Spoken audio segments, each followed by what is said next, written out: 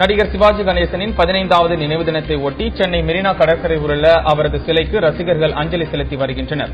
நினைவு தினத்தை ஒட்டி அவரது உருவ சிலை மலர்களால் அலங்கரித்து வைக்கப்பட்டிருந்தது. அங்கு வந்த சிவாஜியின் மகன் ராம்குமார் தந்தையின் உருவ சிலைக்கு மலர் தூவி மரியாதை செலுத்தினார். அரசு கண்டிப்பாக கட்டுறாங்க. எலெக்ஷனுக்காக வெயிட் பண்ணி எலெக்ஷன் முடிஞ்சது அவங்க ஆரம்பிச்சாங்க. இடம்லாம் பார்த்துட்டாங்க.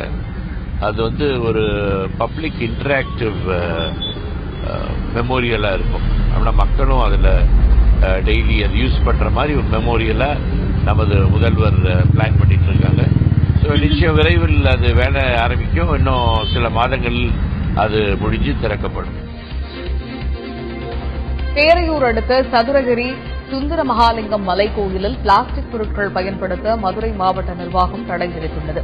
ஆடி அமாவாசையை ஒட்டி இந்த தடை விதிக்கப்பட்டுள்ளதாக ஆட்சியர் வீரராகவ ராவ் விளக்கம் அளித்துள்ளார். மாலை 4 மணிக்கு மேல் பக்தர்கள் மலைப்பகுதிக்கு செல்ல அனுமதி இல்லை என்றும் பக்தர்கள் நலன் கருதி சதுரகிரி மலையடிவாரத்தில் அனைத்து வசதிகளும் செய்யப்பட்டுள்ளதாகவும் அவர் தெரிவித்துள்ளார். ராமநாதபுரம் மாவட்டத்தில் விபத்தில் உயிரிழந்த பெண் சடலத்தின் கழுத்தில் இருந்து 1 லட்சம் ரூபாய் மதிப்பிலான நகையை அரசு மருத்துவமனை பிணைவரை ஊழியர்கள் திருடிவிட்டதாக புகார் எழுந்துள்ளது. இதுகுறித்து மருத்துவமனை நிர்வாகம் மற்றும் காவல்துறையினரிடம் புகார் தெரிவித்துள்ள பெண்ணின் உறவினர்கள் நடவடிக்கை எடுக்கும் வரை சடலத்தை பெறப்போவதில்லை என தெரிவித்துள்ளனர். முருங்கைக்காய் விலை வீழ்ச்சியடைந்துள்ளதாக வேடச்சந்தூர் பகுதி விவசாயிகள் தெரிவித்துள்ளனர்.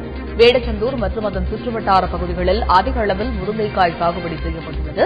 கடந்த மாதம் 1 கிலோ முருங்கைக்காய் 80 ரூபாய்க்கு விற்பனை செய்யப்பட்ட நிலையில் தற்பொழுது சந்தைக்கு வரத்து அதிகரித்துள்ளதால் 25 ரூபாய்க்கே விலை போவதாகவும் அவர்கள் கூறியுள்ளனர்.